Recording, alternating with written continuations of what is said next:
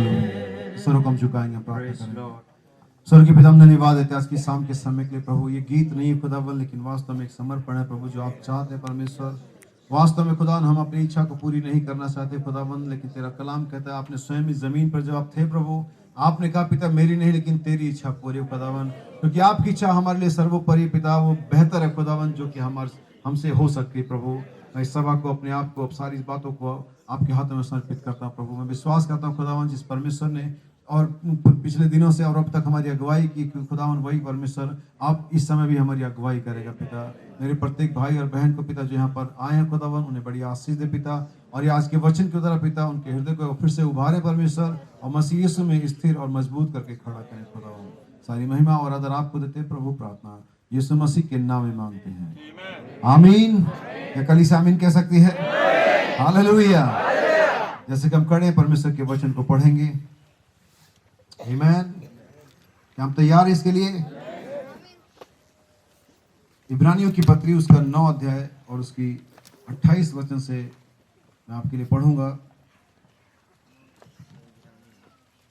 Hebrew chapter 9 verse 28। और याद रखिए कि जब भी वचन 28 नंबर में आता है तो इसके अलग मतलब होते हैं, आमीन। 28वीं आयत है जो जीवन का चिन्ह है। यह इस प्रकार से लिखा हुआ है, वैसे ही मसीह भी बहुतों के पापों को उठा लेने के लिए एक बार बलिदान हुआ, और जो लोग उसकी बाट जोहते हैं उनके उद्धार के लिए दूसरी बार बिना पाप उठाए हुए दिखाई देगा। प्रभु के आशीष के पड़ेगा वचन पर हो। हम सभी को प्रभु आशीष, हम बैठ सकते हैं जगहों पर।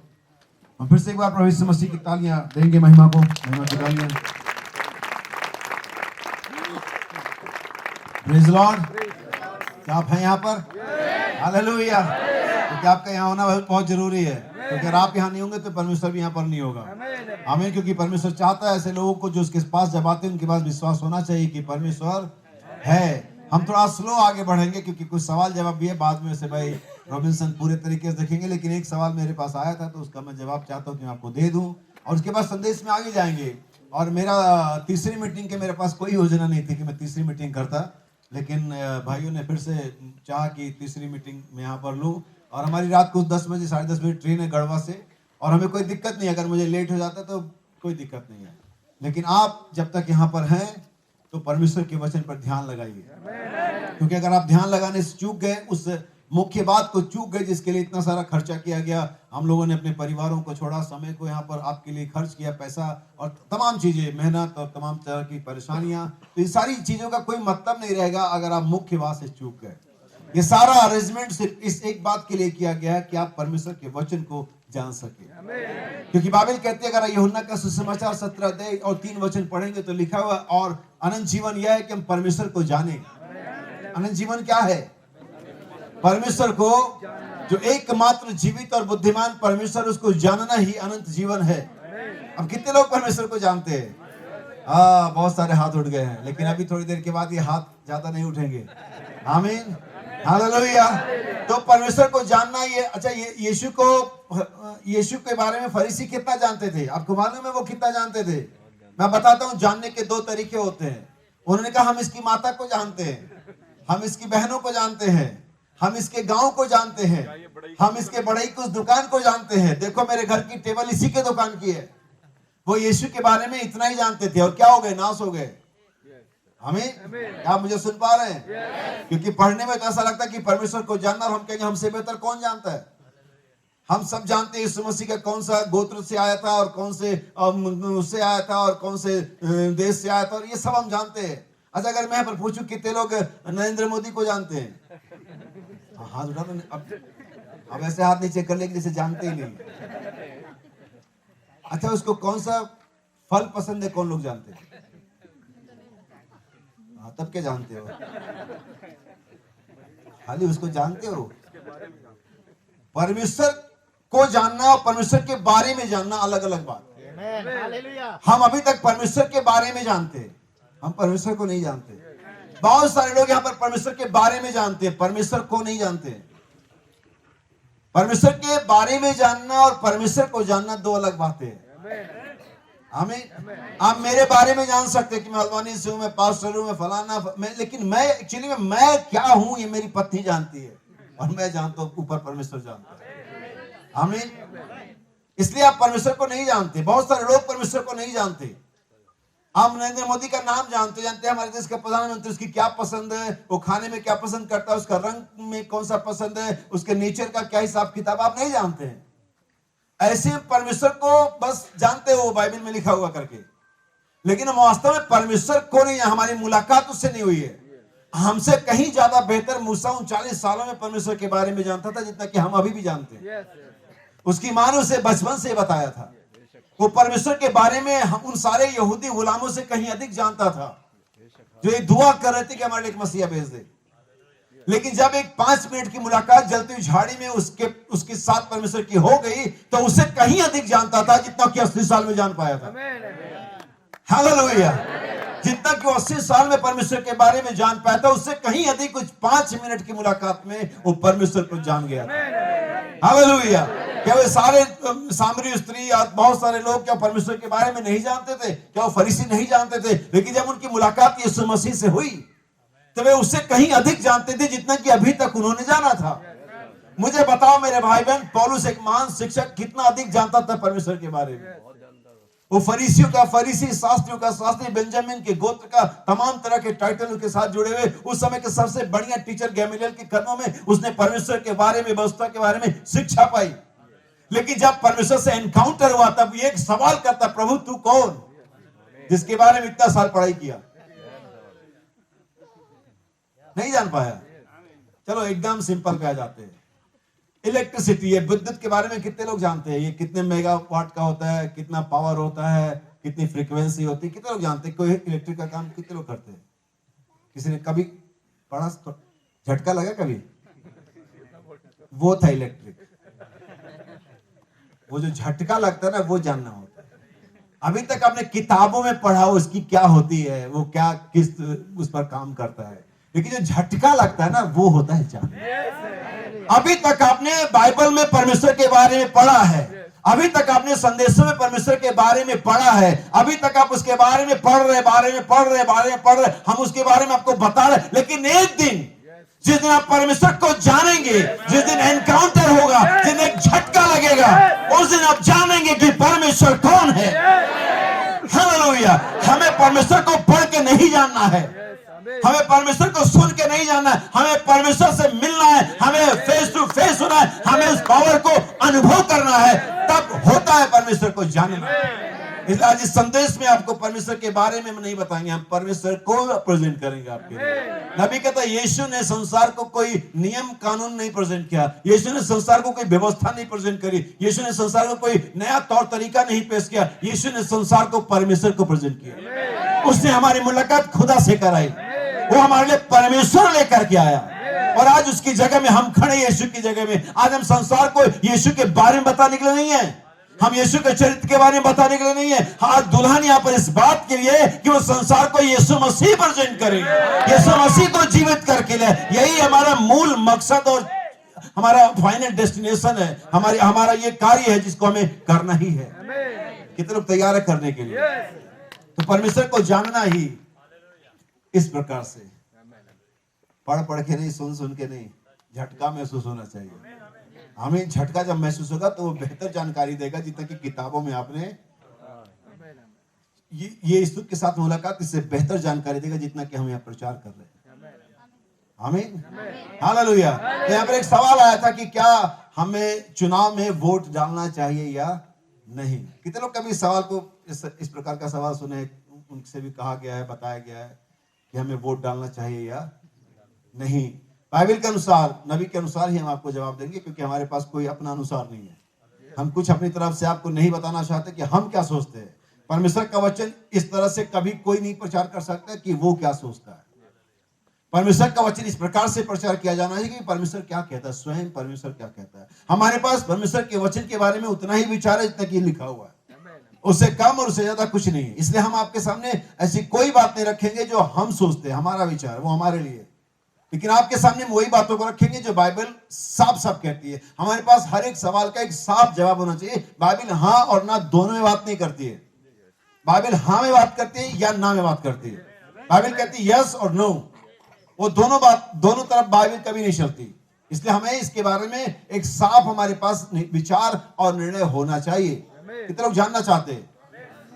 तो हमारे पास बहुत सारे एक सवाल आते, कई तरह अजीबो गरीब सवाल आते। एक व्यक्ति ने पूछा ना आदम के ये टुंडी थी या नहीं थी। मैंने कहा तुझे क्या इससे फर्क पड़ जाएगा कि उसके थी और नहीं, तू अपना देख। तो बहुत सारे ऐसे उल्टे सीधे सवाल आ जाते हैं जिसका कोई सिर पैर नहीं होता, उधार से कोई लेन देन नहीं होता, पता नहीं अब वो क्या कहां से आते और कौन पूछवाता है। अच्छा, कई बार ये सवाल जो पूछता है उसका होता नहीं है, उसको पैसे दिए जाते हैं, उसे चढ़ाए जाते कि तू पूछ, क्योंकि वो खुद बदनाम नहीं होना चाहता या वो खुद नहीं बताना चाहता कि मैं बड़ा ज्ञान आदमी हूं, इसलिए तो दूसरों को आगे ढकेलता कि तू पूछ। जैसे संसद में सवाल पूछने के पैसे दिए जाते हैं, उन नेताओं को पैसे मिलते हैं कि सवाल पूछो। ऐसे ही बहुत, अगर आप बाइबल को पढ़ते हैं तो ये काम नीच लोगों का होता है जो दूसरों का सवाल खुद पूछते हैं। हमें जब अहाब नबी को नाबोत की बारी अच्छी लगी थी और उसने बेचने से मना कर दिया तो जाकर के बड़ा अपसेट हो गया अहाब राजा।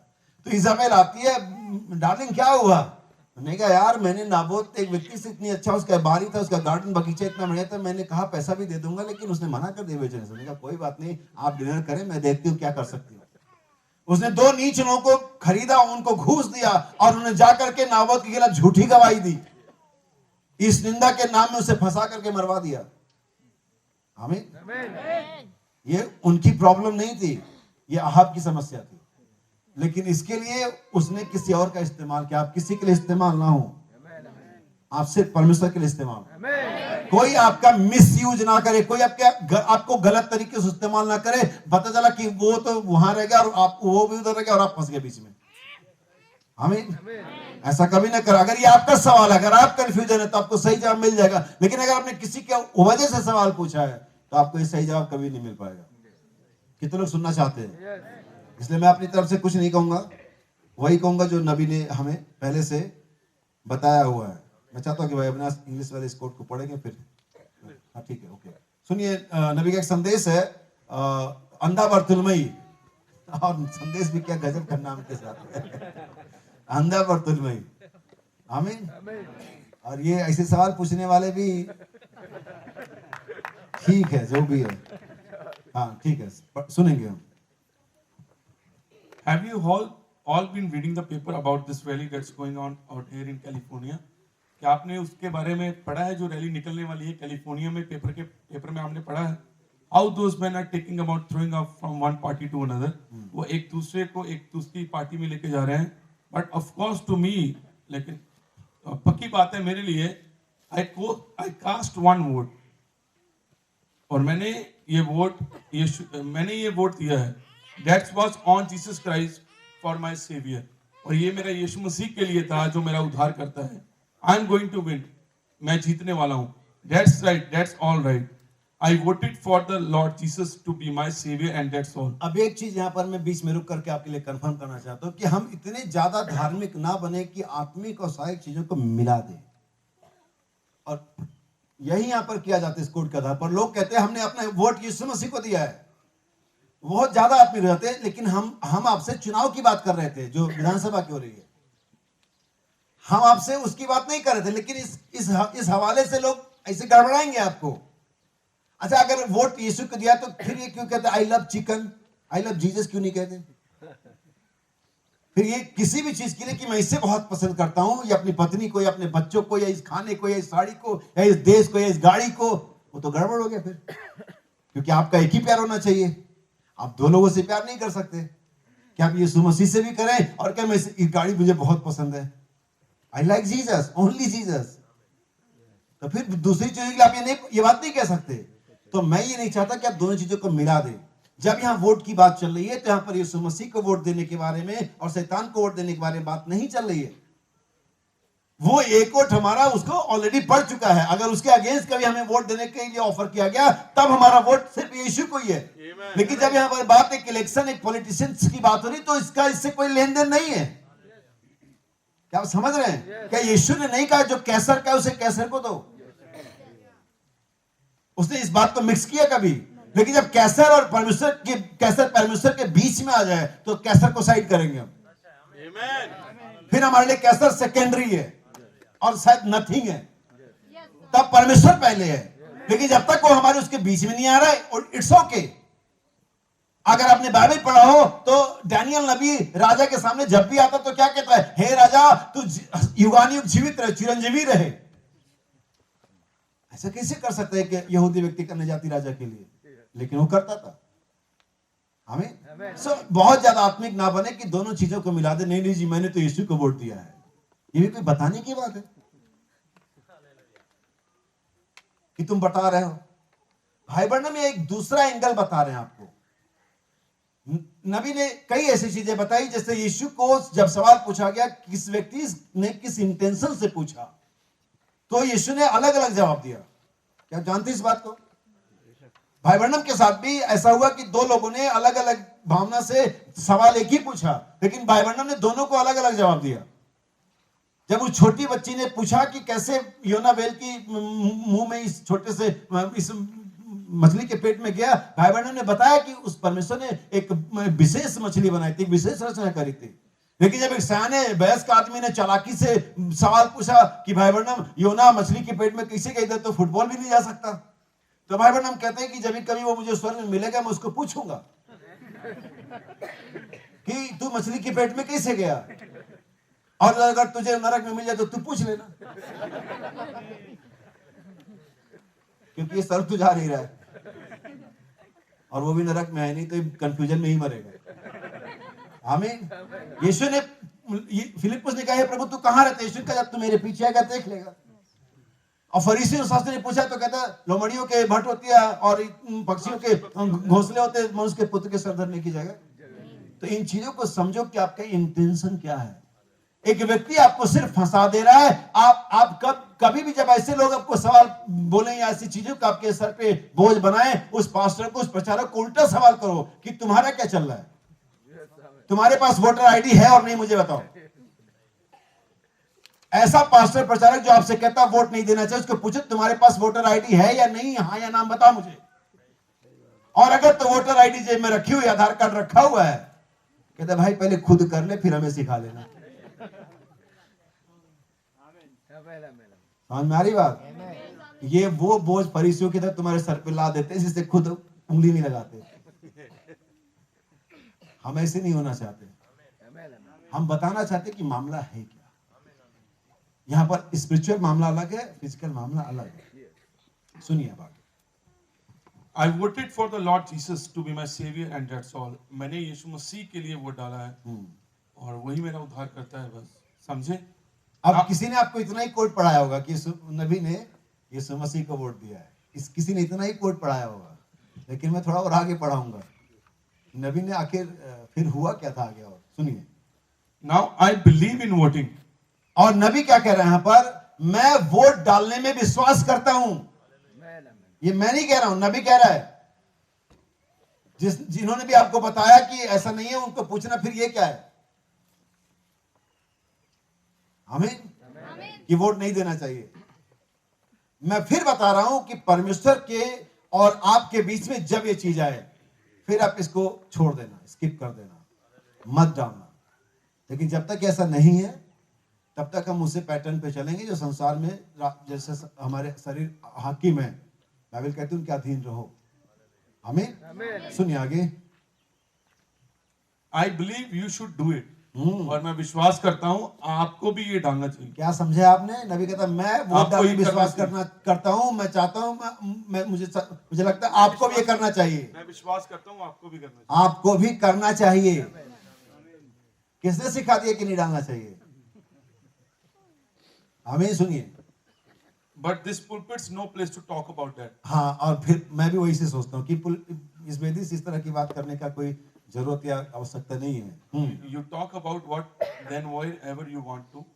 आप कहीं भी और बात करें, लेकिन पुलपिट पे नहीं। This is the gospel here. यहाँ सुसमाचार है। तो शब्दों में कि वो चाह रहा था कि दुनियावी जो राजनीति है उसकी चर्चा कलीसियाओं में पुलपिट पर नहीं होनी चाहिए। ये डेडिकेटेड प्लेस है, जिसे होली प्लेस भी कहा जाता है, जो सिर्फ परमेश्वर के वचन के लिए बना हुआ है। इसलिए नबी कहता है कि कलीसियाओं को राजनीति में शामिल नहीं होना है। लेकिन चूंकि प्रावधान है, चूंकि आपके कुछ कानूनी अधिकार है जिसकी वजह से वोट डालना पड़ता है आपको। लेकिन ये कलीसिया उस जगह के लिए बातचीत करने नहीं है कि हम चर्च से मिलकर पादरी मिल कलीसिया, हाँ भाई किसको वोट देना है, ये नहीं है। ऐसा नहीं करना आपने कि पादरी को किसी पार्टी से चंदा मिल गया, हाँ भाई तुम्हारे 200 लोग हैं, ये पकड़ो 10,000 रुपए, सब वोट इधर आने चाहिए। ये मत करना, ये करना गलत हो जाएगा। आपका वोट आपका है। हमें सुनिए आगे, ठीक है। अब एक दूसरा संदेश है, मैं यीशु के साथ जो मसीह कहलाता है क्या करूं। इसमें भाई बहन हम कहते हैं, अमेरिकी लोगों ने श्रीमान कैनेडी को राष्ट्रपति के लिए वोट किया और वह था, यही कारण है कि हम एक लोकतंत्र हैं। मैंने श्रीमान कैनेडी को वोट नहीं दिया, मैंने श्रीमान निक्सन को वोट दिया। अब वो कहता है मैंने यीशु को वोट दिया, और वो चुनाव से पहले बात कर रहा था, क्योंकि किसी को अपना वोट नहीं बताना चाहिए कि मैं किसको दे रहा हूं, और वो सही राजनीतिज्ञ था। आमीन। उसने चुनाव से पहले कहा मैंने यीशु को वोट दिया है और मेरा गवर्नमेंट वही है, लेकिन चुनाव के बाद कह रहा है मैंने श्रीमान निक्सन को वोट दिया। हमें किसने दिया वोट? कौन सिखा रहा कि नहीं देना चाहिए, और नबी खिलाफ था। और ये मोहरे खुलने के बाद ये भी हाँ 63 नवंबर 11वां महीना। ऐसा नहीं कि मोहरें नहीं खुली अभी भी। अगर कोई ये कहना चाहे कि मोहरों के बाद कुछ और मामला हो गया, ऐसा नहीं है। भाई बहन हम कहते हैं यही कारण है कि मैंने श्रीमान कैनेडी को वोट नहीं दिया, मैंने श्रीमान निक्सन को वोट दिया, क्योंकि मैं व्यक्तिगत रूप से श्रीमान निक्सन को जानता था और मैंने उसे पसंद किया और मैंने उसके लिए वोट किया व्यक्तिगत रूप से, क्योंकि मैं उसे पसंद करता था। लेकिन इस देश के लोग, अमेरिकी, इस देश के सारे मेरे साथी नागरिकों ने श्रीमान कैनेडी को चुना, और जिस तरह से उन्होंने ये किया ये ठीक है, या उनके परमेश्वर के बीच है, लेकिन यह बहुत कुछ है। तो शब्दों में एक विवरण सिर्फ एक इसलिए बता रहे हैं, जब परमेश्वर और इसके बीच का मसला नहीं है तो फिर आप वोट देने के लिए आजाद हैं। लेकिन अगर ये मामला परमेश्वर और ये चीज इसके बीच में आती है, फिर हमारा वोट परमेश्वर को ही है और किसी को नहीं है, और कभी भी नहीं है।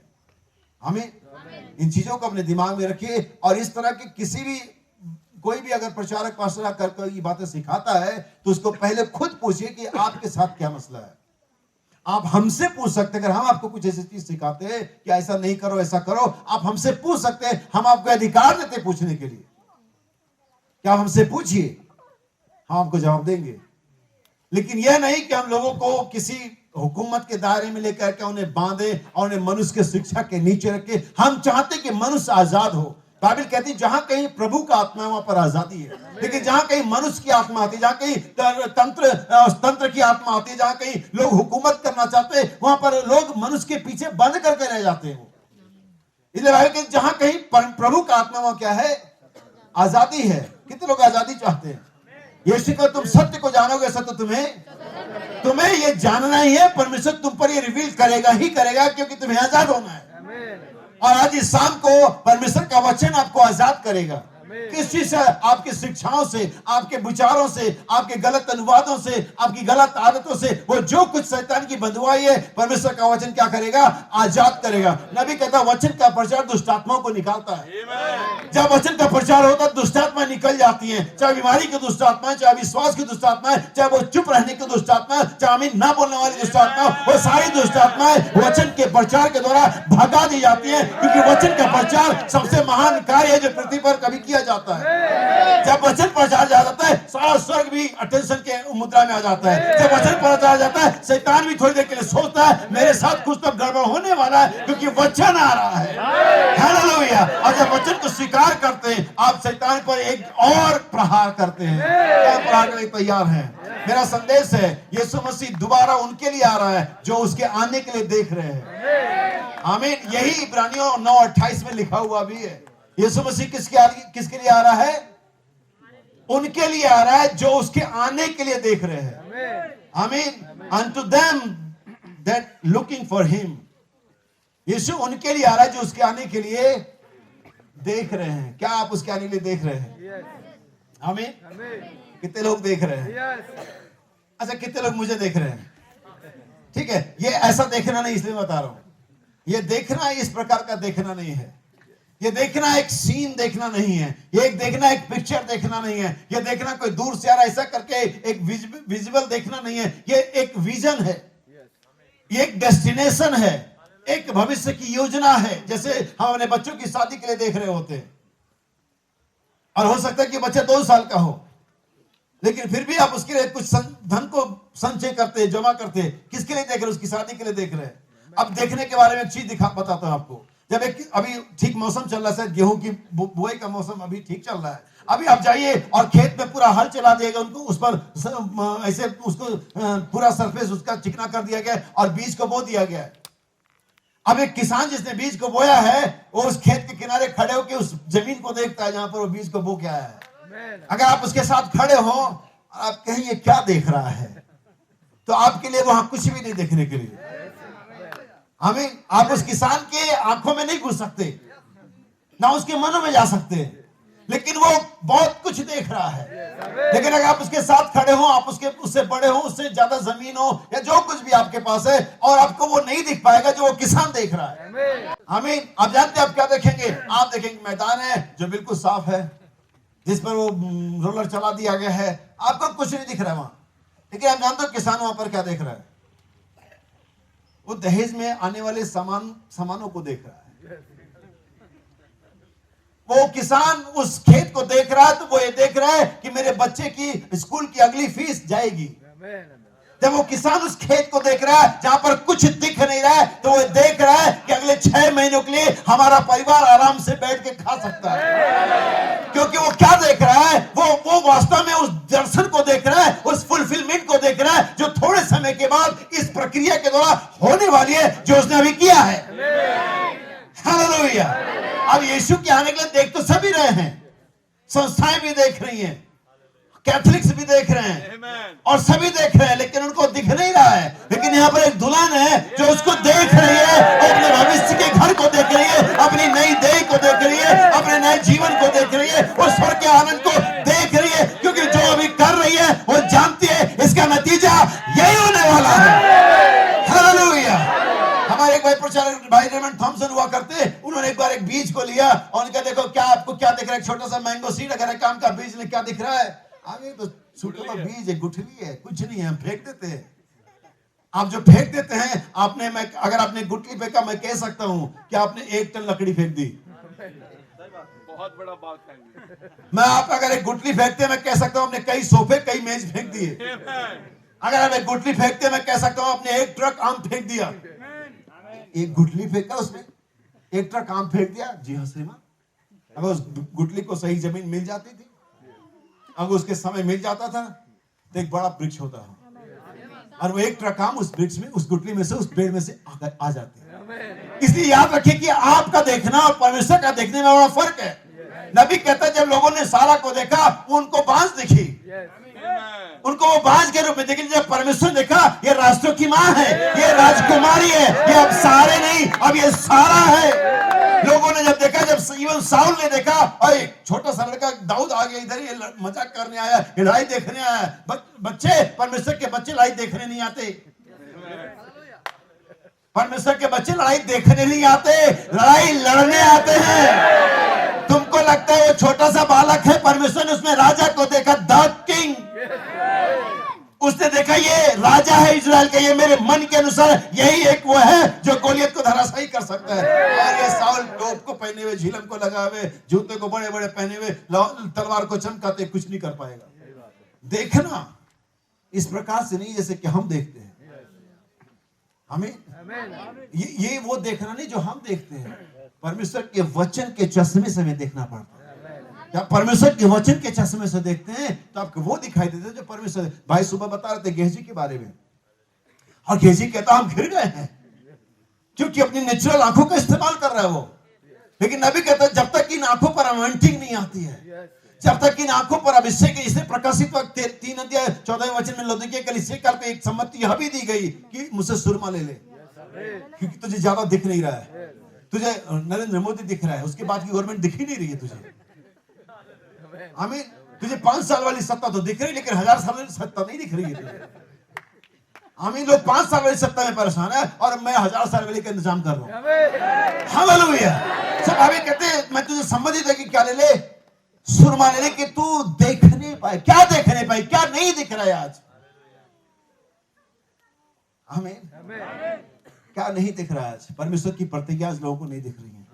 यीशु मसीह का दूसरा आगमन आज लोगों को नहीं दिख रहा है। 7 गर्जनों ने अपनी आवाजों को दिया, ये नहीं दिख रहा है। मसीह अपने वचन में प्रकट हो चुका, ये नहीं दिख रहा है। लेपालकपन का प्रोसेस चल रहा है, ये लोगों को नहीं दिख रहा है। ये उसके लिए अंधे हैं, लेकिन यीशु आ रहा है उनके लिए जो उसके आने के लिए देख रहे हैं। वे कैसे देख रहे हैं? उन्होंने इस वचन के नए और नए नियम पुराने के चश्मों को लिया है। 2 ग्लास होते हैं, हम कोई मोगैम्बो नहीं है जो 1 ग्लास से देखेंगे, लेकिन हमने दोनों नया और पुराना नियम। हालेलुया। ना सिर्फ हमारे पास एक मलाकी 4 की सेवकाई है, लेकिन हमारे पास कैसे 10-7 की भी सेवकाई है। हमने दोनों लगाया हुआ है। आंख में सुरमा नहीं, आंखों में, दोनों में, राइट और लेफ्ट। तब देख पाएंगे कि ठीक अभी क्या हो रहा है। दाऊद कहता साम नंबर 121 में, मैं अपनी आंखें पर्वतों की ओर। मुझे बताओ किस दिन तुमने कभी उसको देखा कि पर्वतों की ओर देख रहा है? देखने का मतलब ऐसा नहीं जैसे आप पढ़ते हैं।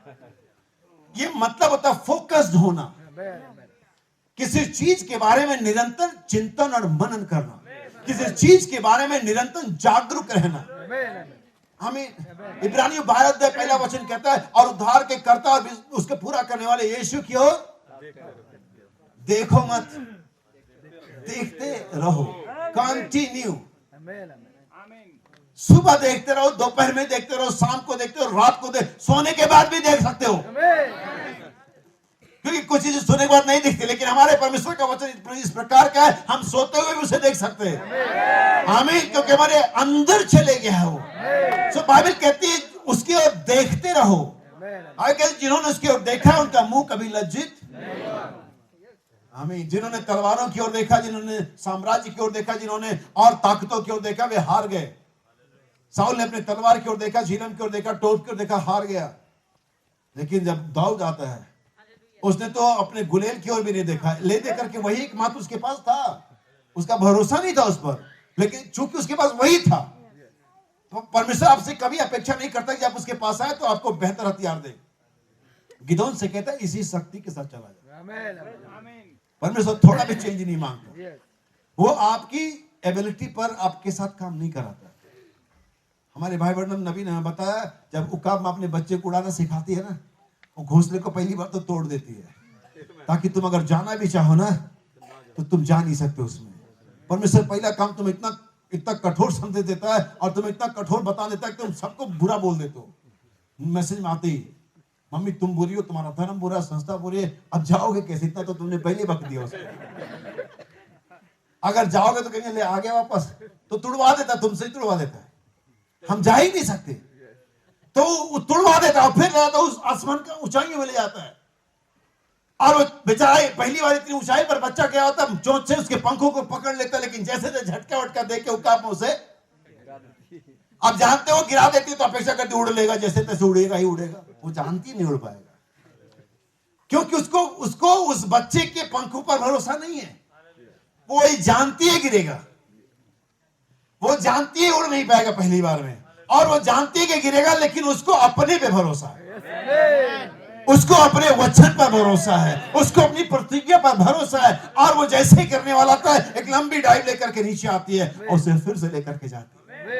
हालेलुया। आप जानते इसे, क्योंकि उसको अपने वचन पर भरोसा है। जब सैमसन फिलिस्तीनियों से घिर गया, उसके हाथ में गदे की झपड़ी आई, और परमेश्वर ने कहा सैमसन इस बार मुझे माफ कर, अगर तेरे हाथ में कोई लोहे का डंडा आता तो मैं तुझे जरूर जितवा देता था, लेकिन मैं क्या करूं, तेरे हाथ में लोहे का वो गदे का जबड़ा है, वो बहुत दिन से ऐसा बिल्कुल बेकार हो गया, जर्जर हो गया, तो मैं इस बार सॉरी।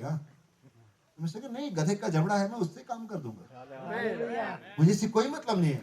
मूसा जब परमेश्वर के सामने चलती झाड़ी में, तेरे हाथ में क्या है? उसने कहा लाठी। अरे मूसा अगर तू तलवार लेकर के आता ना, मैं अभी कर देता था। मूसा तू गलती कर गया, तुझे तलवार लेकर के आना चाहिए था। मूसा कहता लाठी है। अच्छा ठीक है, ओके, इससे काम हो जाएगा। मुझे इसमें कुछ भी जोड़ने, मेरे पास समझ है, मेरे पास पावर है। मैं इस लाठी को अभी शिक्षित कर दूंगा, मैं इस लाठी में पुनरुत्थान डाल दूंगा, मैं इस लाठी में रूपांतर की शक्ति डाल दूंगा। और वो लाठी छुड़ाने वाली लाठी बन गई।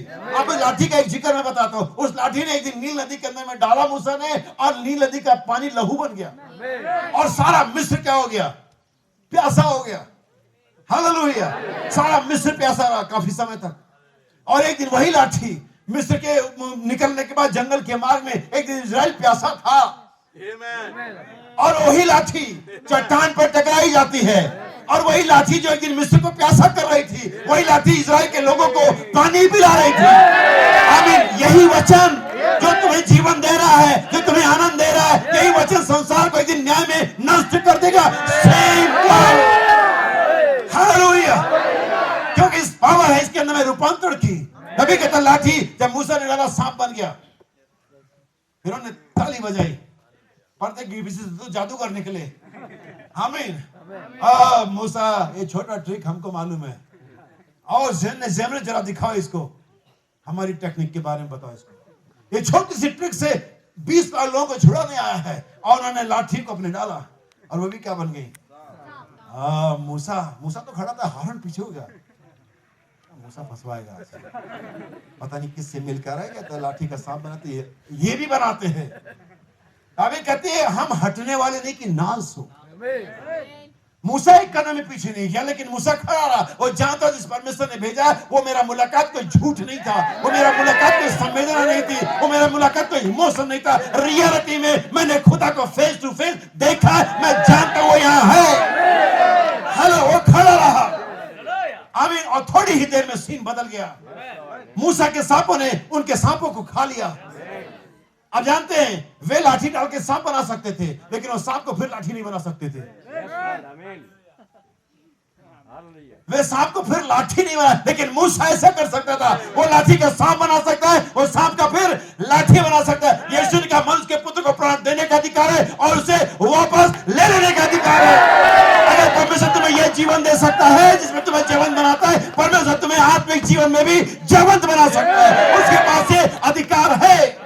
भाई सुबह बता रहे थे, जैसे हम लड़ करके हमने बहुत सारे लाखों जीवाणुओं को, स्पर्म्स को पीछे ढकेल दिया, और हमने एक युद्ध को पहले ही जीता हुआ है। हमारा पैदा होना एक युद्ध के जीतने का घोषणा है। हमने लाखों करोड़ों शुक्राणुओं को पीछे छोड़ दिया है। हम यहाँ खड़े हैं, ये युद्ध जीतने का एक उद्घोषणा है। लेकिन आप कहेंगे, या आलोचक कहेंगे, भाई बाकी लोग भी तो जन्म लेकर क्या है। तो ठीक है, मेरे पास उनके लिए जवाब है।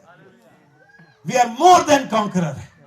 हम जैवन से भी, वे भी आ गए, हम भी आ गए, लेकिन आज जो शरीर के गुलाम हैं, उनकी आंखों के लाशों के गुलाम हैं, वो जीविका के घमंड के नीचे रहते हैं, लेकिन आज हमने उस पर भी जय पाया है। हम जयवंत नहीं है, हम जैवन से भी, हमें जो उसके आने के लिए देख रहे हैं, वे नहीं जो नई सरकार के लिए देख रहे हैं, वो नहीं जो सोच रहे कांग्रेस की गवर्नमेंट आ जाए, वे नहीं जो नई टेक्नोलॉजी के लिए देख रहे हैं, वे नहीं जो नई न्यू वर्ल्ड ऑर्डर के लिए देख रहे हैं, वे नहीं जो और किसी चीज के लिए देख रहे हैं, वे जो यीशु के आगमन के लिए देख रहे हैं। पहली बार जब वो आया, हालांकि बाइबल में लिखा हुआ पहली बार भी वो उनके लिए था जो उसके आगमन के लिए देख रहे थे, लेकिन फिर भी उसका पहला आगमन सारे जगत के लिए था।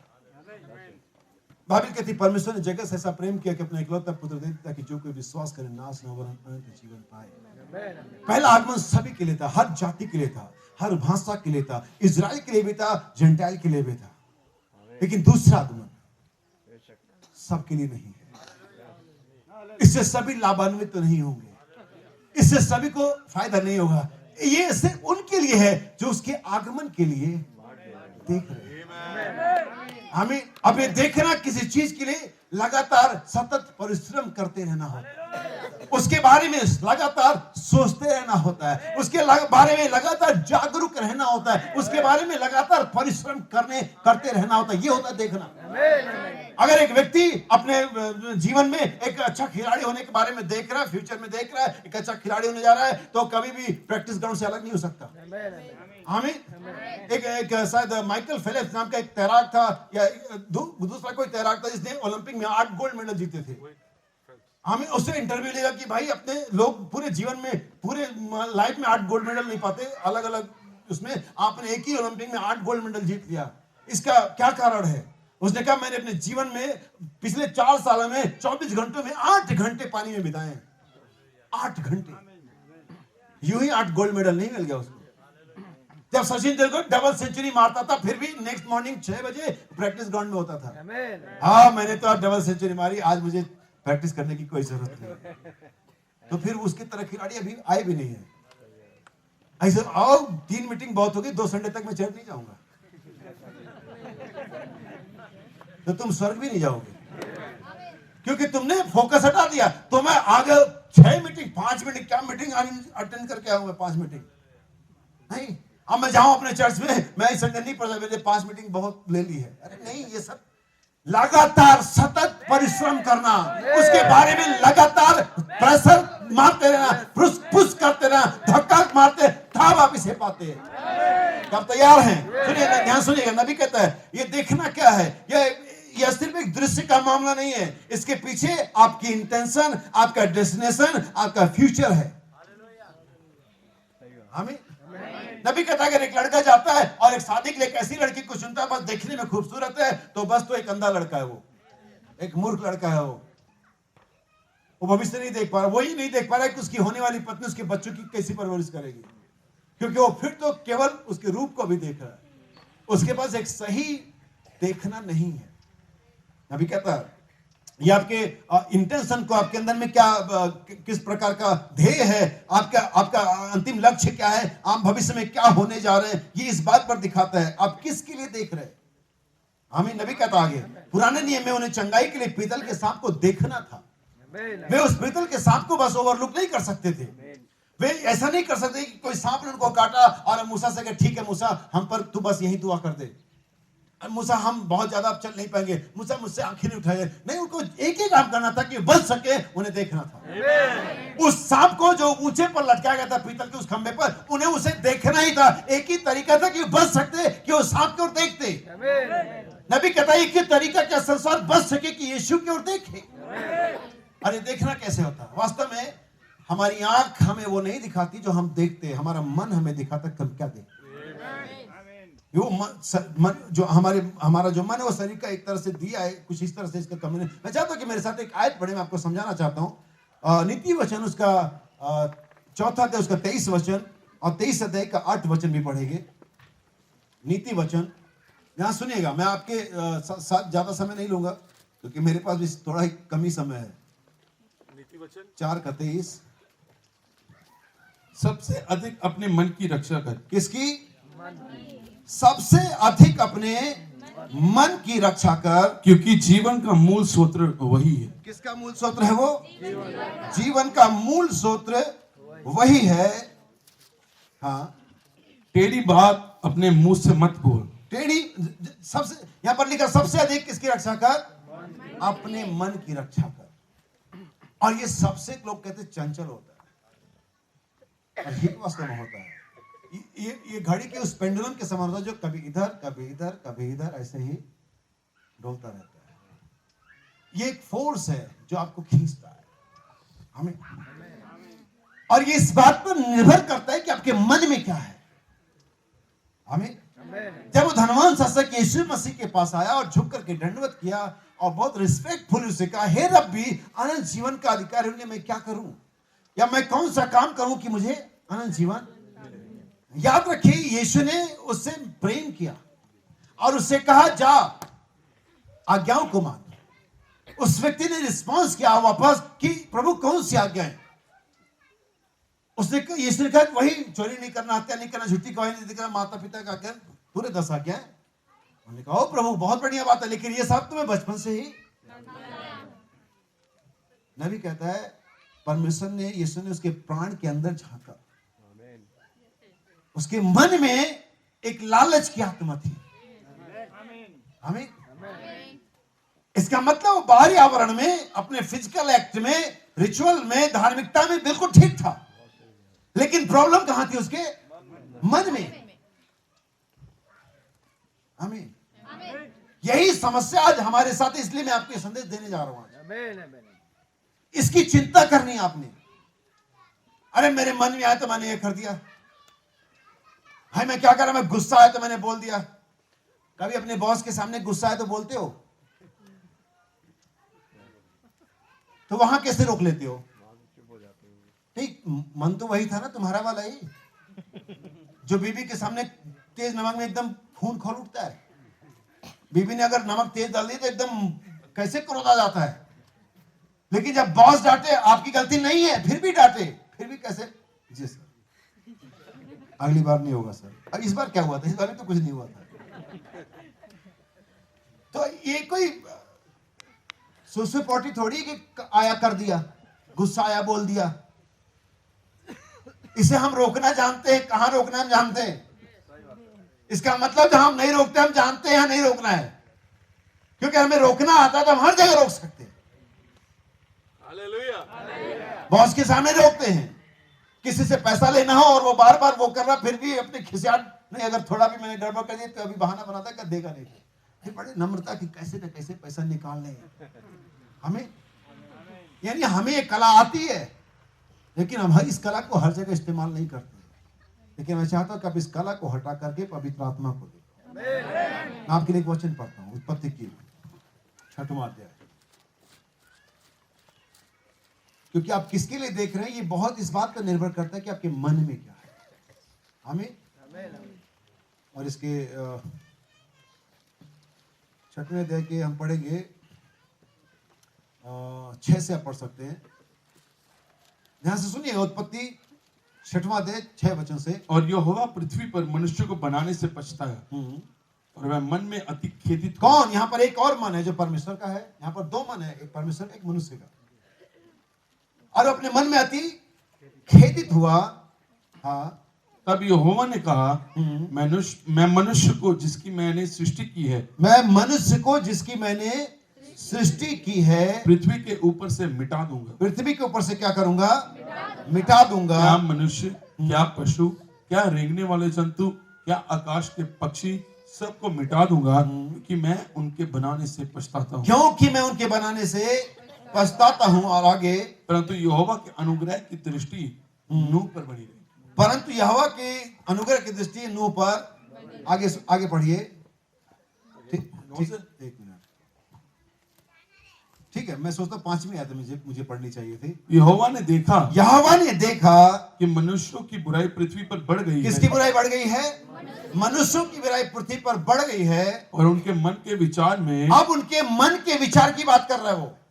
उनके मन के विचार में जो कुछ उत्पन्न होता है, जी हाँ, वह निरंतर बुरा ही होता अब देखिए यहाँ पर एक चीज और आपके लिए क्लियर कर दूं कि जैसा कि बहुत समय से हम सुनते हैं पुराने हमारे समय के संदेश के प्रचारकों से कि अंत के समय का चिन्ह यह है कि वो पृथ्वी पर बेटियां स्त्रियां उत्पन्न हुई, खूबसूरत हुई, लेन देन हुआ, घर बनाने। ये सब कारण नाश होने का कारण नहीं था। अरे उनको फलना फूलना है करके तो परमेश्वर नहीं बोला था उनको, इसे अपने कब्जे में कर लो, परमेश्वर नहीं बोला था उनको। अब शादी विवाह करना बाइबल में किस जगह पर पाप लिखा हुआ है? बहुत ज्यादा मनुष्य पैदा करना तो परमेश्वर नहीं बोला उनको, बल्कि बहुत सारे लोग इसका गलत ही फायदा उठाते हैं। बिली पॉल के जब 3रा या 4था बच्चा हुआ और भाई बहनों ने कहा बिली ये सब क्या है? बिली पॉल ने कहा पापा, परमेश्वर ने कहा फलो और फूलो पृथ्वी में। भाई बहन कहते बेटा सारी जिम्मेदारी तुम्हें थोड़ी दी गई थी। हमें तो यहाँ पर ये सारी चीज, लेकिन वास्तव में पृथ्वी के उस जल पलने से नाश होने का कारण फिर मनुष्य का बढ़ना नहीं था, शादी ब्याह नहीं थी, घर बनाना नहीं था, क्योंकि मनुष्य का नेचर है घर बनाना। बंदर नहीं बनाता घर, वो घर उजाड़ता है। इसलिए मैं जानता हूं कि हम बंदरों से नहीं आए। हमें अगर कोई सोचता है बंदरों से आए तो उसका पारिवारिक मामला है, हम उसमें कुछ नहीं कह सकते। आपका परिवार कैसे है आप जानते। मेरा परिवार आदम से आया जो कि एक मनुष्य था।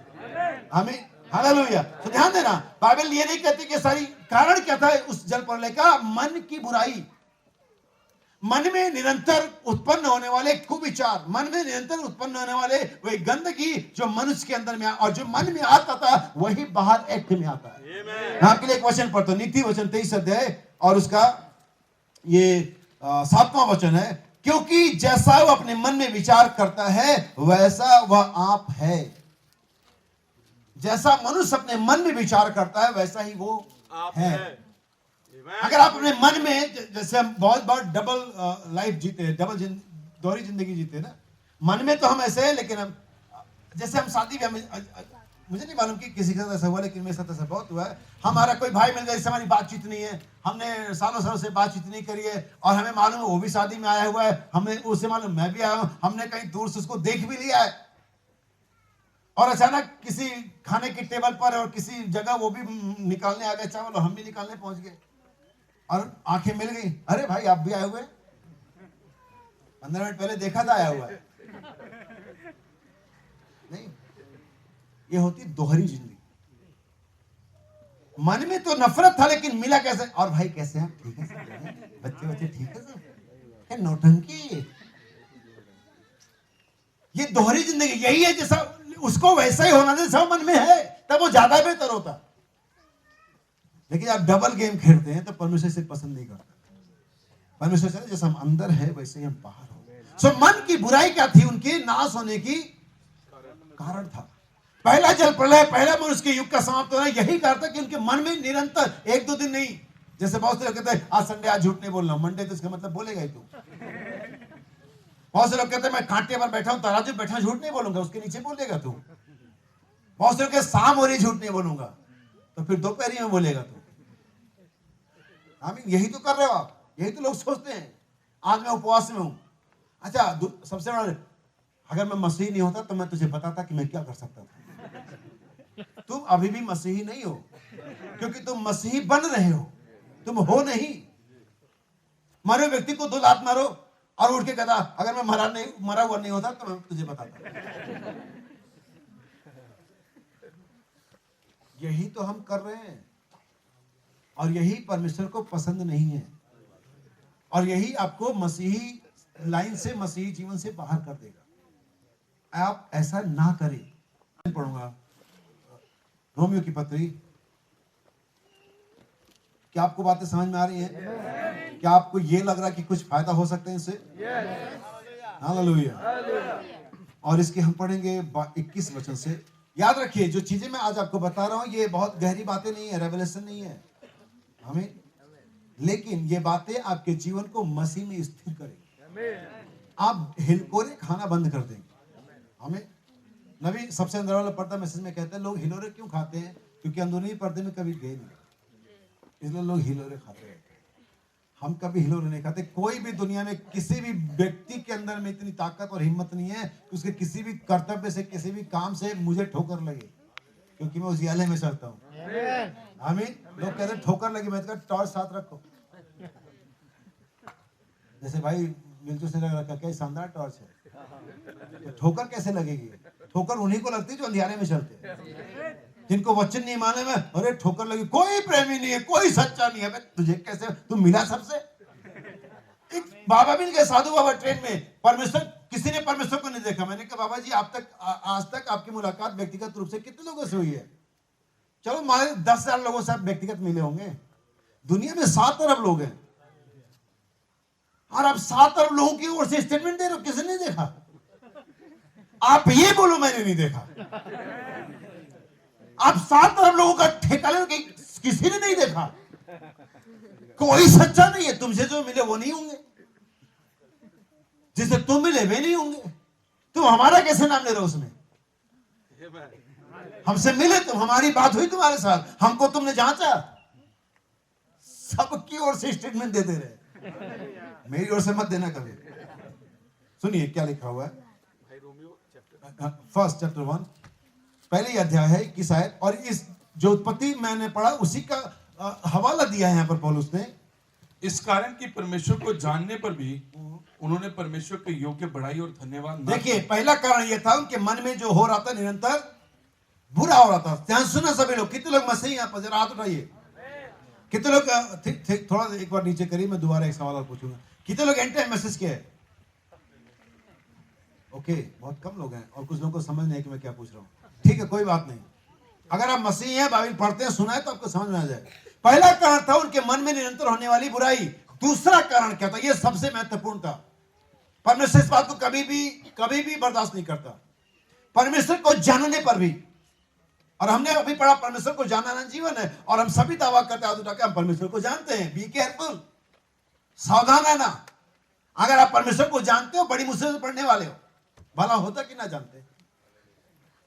हमें क्योंकि लिखा हुआ परमेश्वर को जानने पर भी उन्होंने परमेश्वर के योग्य, जो परमेश्वर को चाहिए, जिससे परमेश्वर खुश होता है, जिसकी डिमांड परमेश्वर ने करी है, Amen. आप अपने मन से उसको क्या दे रहे हैं वो नहीं गिनता। आप बकरियां चढ़ा रहे हैं, आप बैल चढ़ा रहे हैं, आप लोबान चढ़ा रहे हैं, आप सोना चढ़ा रहे हैं, आप पीते चढ़ा रहे हैं, परमेश्वर कहता है भाई टूटा हुआ मन था, वो लाए हो, Amen. ये वाला नहीं लाया, बाकी मैंने सब दिया प्रभु। फिर मैं उसका क्या करूं, मुझे ये नहीं चाहिए था। दाऊद कहता है टूटा हुआ मन ही परमेश्वर के योग्य, टूटा हुआ मन, फिर से मन आ गया। साधु सुंदर सिंह का नाम सुना आप लोगों ने? साधु सुंदर सिंह ने एक बड़ा अच्छा एग्जांपल दिया और कहते हैं मैं एक बार नदी के किनारे बैठा हुआ था और मैं पानी को ऊपर से बहते हुए देखा, जैसे कि अभी हम बपतिस्मे में गए, बहुत सारे पत्थर पानी के नीचे थे, जिन पर पानी सालों साल से, सदियों से बह रहा है। मैं सुंदर सुंदर एक पत्थर निकाला, उसे तोड़ा और देखा कि अंदर रेत था, जबकि पानी उस पर सालों साल से पानी बह रहा, लेकिन अंदर फिर भी सूखा हुआ था। लेकिन भाई सुंदर सिंह सबसे तोड़ा, उसे फिर डाल दिया, अब उसमें गीलापन था। जब तक आप टूटोगे नहीं ना, तब तक परमेश्वर को इस्तेमाल नहीं करते, क्योंकि टूटा हुआ मन ही परमेश्वर की होगी। अगर वो कठोर हृदय के साथ आप बैठे हो, बड़े प्रचारक आते रहते, मैं सुनता हूं, मुझे सब मालूम है, आप पानी ऊपर से गुजरने दो, सालों साल गुजरने दो, 5 मीटिंग का पानी गुजरने दो, कुछ नहीं होगा। वो जितना सूखा है तो उतना ही सूखा जाएगा। लेकिन अगर उसे आज परमेश्वर का उसे तोड़ता है, परमेश्वर के वचन के जल के तो सींचता है, तो उसमें आज नम्रता आ सकती है, वो परमेश्वर के पुत्र के स्वरूप में बन सकता है आज। तो पहली बुराई थी उनके मन के नियंत्रण होने वाली बुराई। दूसरा, परमेश्वर को जानने पर भी परमेश्वर के योग्य बढ़ाई उन्होंने। अब मैं आपको साम नंबर 150 उसका लास्ट वर्ष बताता हूं मेरे भाई बहन। परमेश्वर के प्रशंसा आप इसलिए भी कर सकते हैं और करना चाहिए कि उसने बड़े बड़े काम किए हैं, लेकिन आपको अगर कोई काम नहीं किया, आप कहेंगे आप मेरे लिए तो कोई आशय कम नहीं किया, मैं कैसे आराधना करूं। जब जज किसी को फांसी की सजा सुनाता है ना, या उम्र कैद की सजा सुनाता है, या 6 महीने की सजा सुनाता है, तब भी मुजरिम को सर झुका के जाना पड़ता है, यस, क्योंकि वो जज है, वो हर कंडीशन में आदर के योग्य है। बाइबल कहते हैं उसके मैजेस्टी के कारण, उसके महानता के कारण उसकी आराधना करो। काम नहीं किया कोई आपके लिए कोई बात नहीं, लेकिन इसके लिए भी आराधना करनी चाहिए और करनी है, क्यों परमेश्वर है। हालेलुया। परमेश्वर को जानने पर भी परमेश्वर की बड़ाई नहीं की, फिर क्या हुआ सुनिए। परमेश्वर के योग्य बड़ाई और धन्यवाद ना किया, क्योंकि व्यर्थ विचार करने लगे, यहाँ तक कि उनकी निर्बुद्धि मन अंधेरा हो गया, वे अपने आप को बुद्धिमान जताकर मूर्ख बन गए और अविनाशी परमेश्वर की महिमा का नाशवान मनुष्य और पक्षी और चुपाए और रेंगने वाले जंतुओं की मूर्त की समानता में बदल डाला। इस कारण परमेश्वर ने, किस कारण उन्होंने परमेश्वर की समानता को बदल दिया। इस कारण परमेश्वर के इस जगह पर कोई सब्स्टिट्यूट लेकर के आए, ये मान लिया कि परमेश्वर, ये मान लिया कि सही है, प्रिज्यूमिंग, नबी कहता मन में एक उदाहरण बना लेना। इस कारण परमेश्वर ने क्या किया, उन्हें मन की अभिलाषाओं के अनुसार हाँ, अशुद्धता के लिए छोड़ दिया। जब परमेश्वर किसी को छोड़ देता है, तब अपने मन की अभिलाषाओं के अनुसार चलता है। हम इसे इस तरह भी कह सकते हैं कि जब किसी को मन की अभिलाषा के अनुसार चलते हुए देखें, ये जान लें परमेश्वर से छोड़ दिया हुआ। बाइबल कहती है परमेश्वर ने छोड़ दिया। जब आपको कोई रोकने टोकने वाला नहीं है, जब कोई आपको गिल्टी फील करने वाला नहीं है, जब कोई रियलाइजेशन, परमेश्वर ने आपको छोड़ दिया, अब आपसे व्यवहार नहीं कर रहा है वो। और जिससे परमेश्वर व्यवहार नहीं कर रहा, उसके लिए एक ही चीज बाकी कि वो न्याय में जाए, और परमेश्वर के न्याय से कोई बच। ये सब क्यों हुआ? क्योंकि मन में बुराई उत्पन्न हो गई, उनका मन परमेश्वर से अलग हो गया, इसलिए परमेश्वर के मन की अभिलाषा को सामने छोड़ दिया। आमीन। लेकिन अब मेरे पास आपके लिए गुड न्यूज है। आमीन। एक खुशखबरी आपके लिए। यहेजकेल 36 अध्याय शायद 28 वचन है, 36वां वचन ही है मेरे ख्याल से, 26। यहेजकेल नबी किताब उसका 36 अध्याय उसका 26 वचन है। ध्यान सुनिएगा, क्योंकि परमेश्वर ने इस प्रॉब्लम को समझ लिया था कि प्रॉब्लम मनुष्य के शरीर में नहीं है, प्रॉब्लम मनुष्य के और कहीं नहीं, प्रॉब्लम मनुष्य के हृदय में है। हमें अगर आपके पैर में दर्द हो तो डॉक्टर पैर की दर्द की ही दवाई देगा, या अगर चोट है तो पैर पे पट्टी बांधेगा, सर पे तो पट्टी बांधेगा नहीं। आप गए कि मेरी आंख में सूजन है, उसने कान में इंजेक्शन लगा दिया। आप गए मुझे सुनाई नहीं दे रहा, तो उसने कहा चलो इसकी आंख का ऑपरेशन कर देते हैं। ऐसा नहीं होता है, प्रॉब्लम जहां है वहीं पर इलाज है। आमीन। सब अब बाइबल यहाँ पर क्या कहते हैं, ध्यान सुनिएगा। मैं तुमको नया मन दूंगा। मैं तुमको, क्यों नया मन, क्यों? क्योंकि पुराने वाले का क्या हो गया? क्योंकि पुराना वाला बेकार हो चुका है। पुराने वाले में विलासाएं घुस चुकी है, पुराने वाले में बुराई घुस चुकी है, पुराने वाला इन्फेक्टेड हो गया है, पुराने वाले से काम नहीं चल रहा है। पुराना वाला परमेश्वर को जानने पर ही परमेश्वर के लायक वर्शिप नहीं कर रहा है। पुराना वाले में परमेश्वर के लिए आदर नहीं है।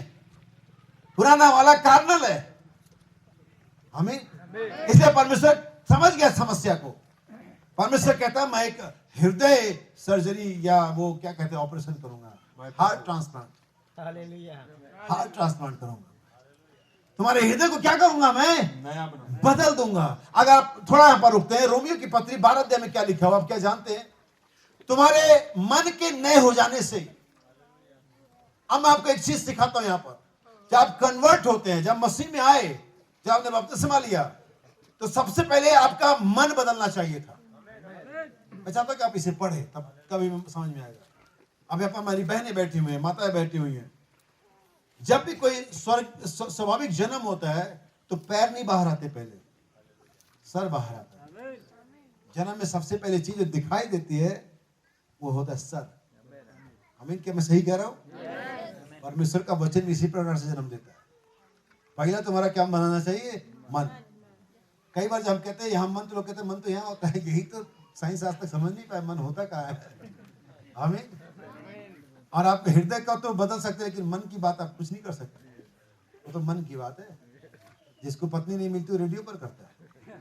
सुनिए पर बाइबल क्या लिखा हुआ है। आमीन।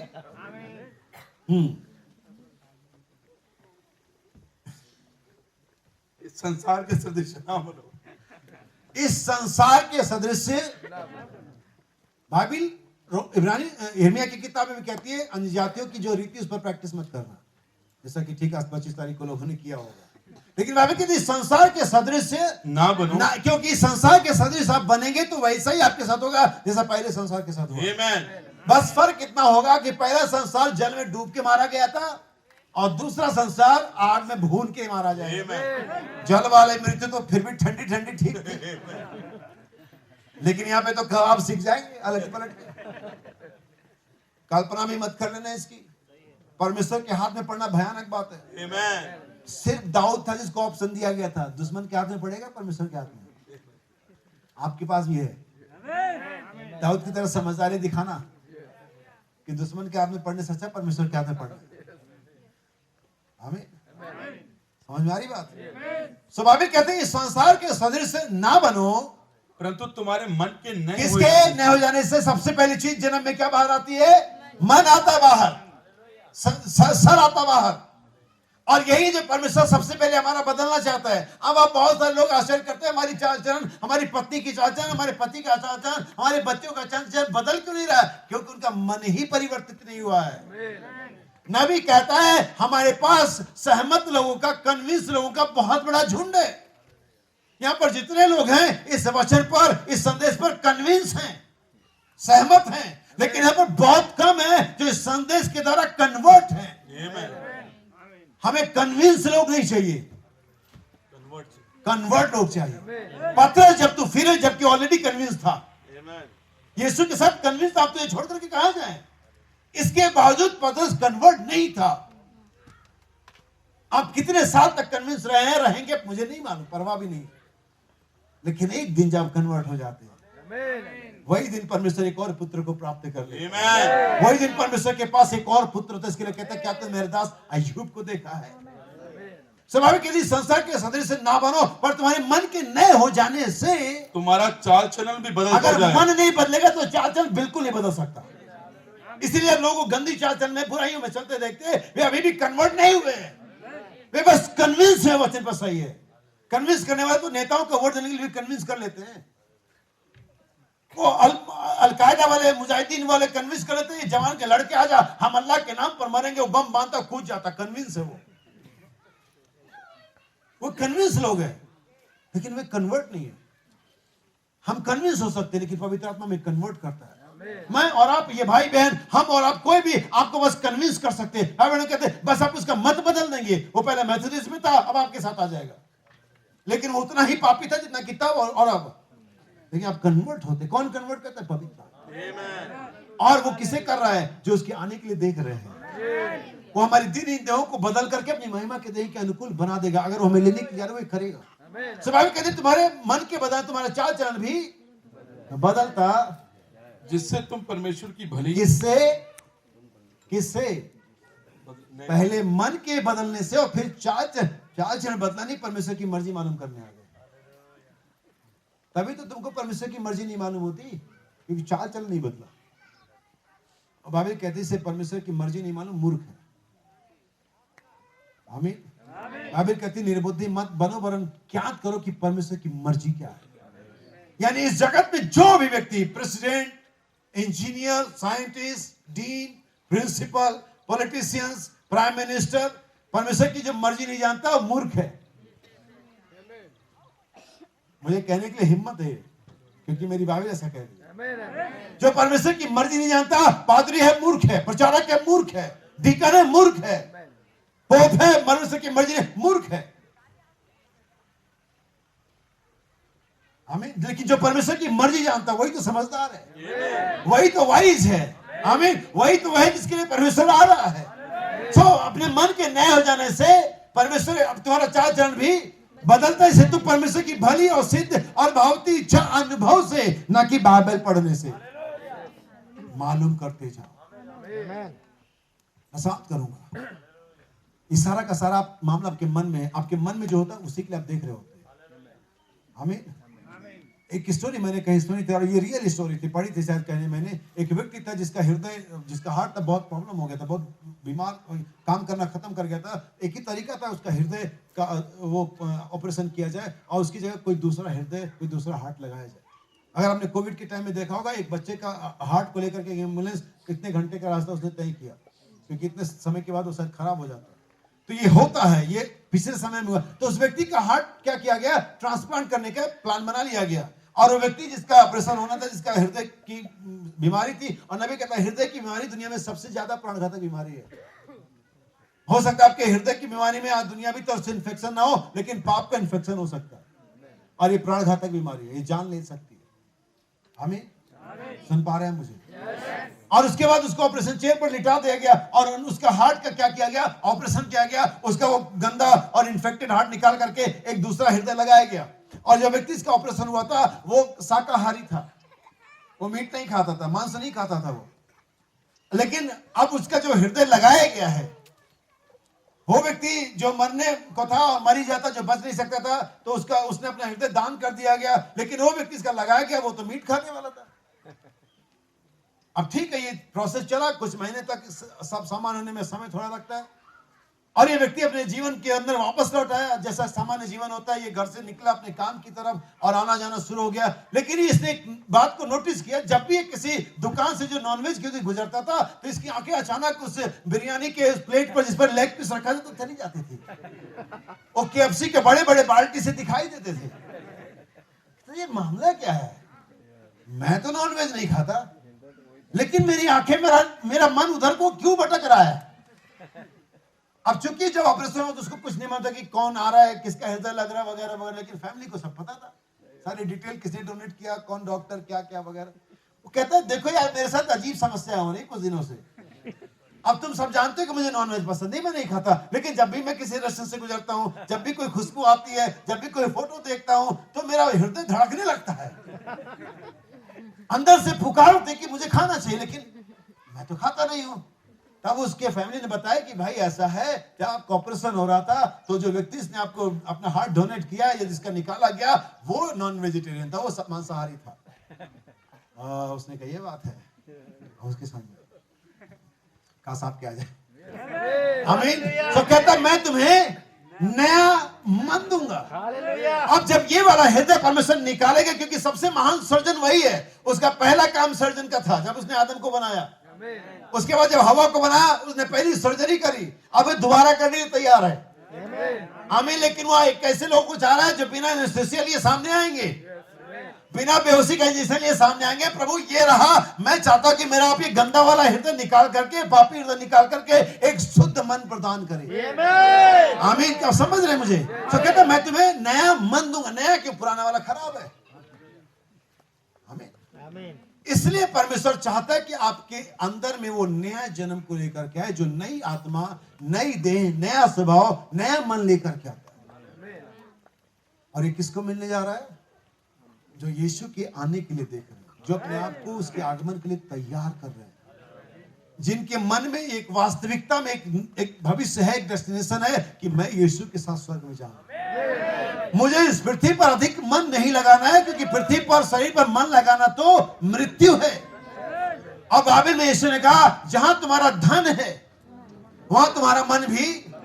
आप नहीं जानते, जब ये वचन आपके सामने आया, जब प्रचारक आपके सामने आया, जब आपके सामने से पेश किया गया, आपकी मम्मी पापा ने मुंह फेर लिया, लेकिन आपका हृदय धड़का। क्यों धड़का? क्योंकि आपके पास वो हृदय था जो परमेश्वर ने आपको जगत को होने से पहले दिया था कि आप वचन पर आमीन बोलेंगे। हालेलुया। आज परमेश्वर आपको ऑफर दे रहा है, आइए और हृदय परिवर्तन करा सकते हैं। आमीन। पहली बार एनेस्थीसिया लगाया गया और आदम फेल हो गया। हम सारी टर्म्स और कंडीशन आपके सामने बता देना चाहते हैं। कोई भी इसमें हिडन पॉलिसी नहीं है, जैसे बीमा वाले बहुत सारी चीजें छिपा देते हैं। परमेश्वर सामने रखता है आपके सामने और कहता अब आओ। आमीन। हम आपको शब्द विभाग नहीं दिखाएंगे कि मसीह में आ जाओ कल नौकरी लग जाएगी, हो सकता है कि कल चली जाए। हम आपको समझाने नहीं कहते कि मसीह में आ जाओ कल तुम्हारी शादी हो जाएगी, हो सकता है कि टूट जाए। आमीन। मैं आपको नहीं कहता मसीह में आ जाओ चंगे हो जाओगे, हो सकता है कि कोई बीमारी लग जाए जो परमेश्वर की महिमा के लिए आई हो।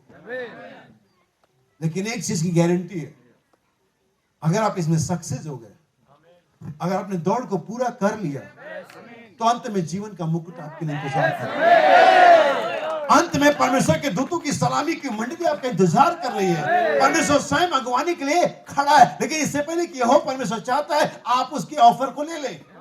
वो कौन सा ऑफर है?